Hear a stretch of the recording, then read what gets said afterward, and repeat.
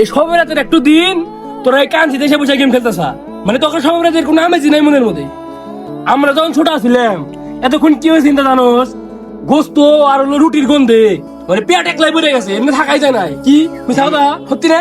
একদম সত্যি কথা। মনে কর যে আমরা কেরাসিন তেল আছে না, এই কেরাসিন তেল দিয়ে বন্দা বানাইছি, বন্দা বানা ফুটাইছি।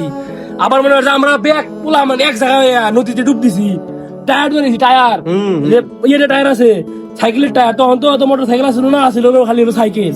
ওই সাইকেলের টায়ার মেকারের দোকান থেকে 4টা-5টা দিয়ে কিনে আনছি আমরা, আইনা ওইটা ধরাইছি, ধরা আমরা ব্যাগ মিলাই গোসল করে নামাজ পড়ে গেছি।